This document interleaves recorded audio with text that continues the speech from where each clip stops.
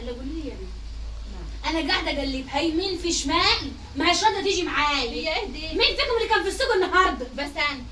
نادي لي الزفته دي من جوه. يا بسان خير اللهم يجعله خير. على على بعض. فيها انت عملت ايه في السوق؟ خير ماله السوق؟ انا مدياك 1000 جنيه ماشي وحسبت اللحمه وحسبت الخضار كله. ماشي. انا عايزه اعرف ال 150 دول ناقصين في ايه؟ اجيب ده هيماء.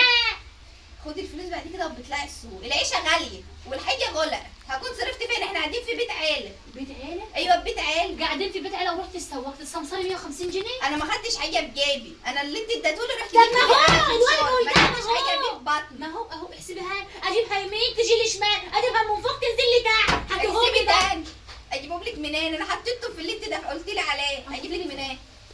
اجيب لك منين؟ أنا؟ حطيتهم فين؟ بس في الأكل سلفتك اهي. والشرب. سلفتك اهي. اللي بتروح خلاها تسوى، تروح بتروح تسوى ما بتسمسرش حاجه من معاها. بروح اعملها مفيش غير انت احسبي يا اللي عزيز. مسوس. طب احسبي تاني كده. احسبي. احسبي كام؟ ده كيلو اللحمه ب 500 جنيه. حسبتيه ولا انت حاسباه بكام؟ انا لا، وانت بتزودي من دماغك ولا لا يا اختي ايه؟ ما بزودش من دماغي، بروح السوق لف لك لفه وده مش معنى انت بتجيبي ب 500 جنيه وسلفتك بتجيب ب 350 بتجيب جنيه. منين 350 زمانها بتجيب لك الوعاء ابو لحمه ميته. ولا انت كله. بتسمسري عشان تطلعي شقتك؟ لا يا اختي انا بجيب لكم لحمه نظيفه. توبه توبه. أيوة تروحي توبة، السوق هو تاني يا دي حقيقة. مسوسه توبه.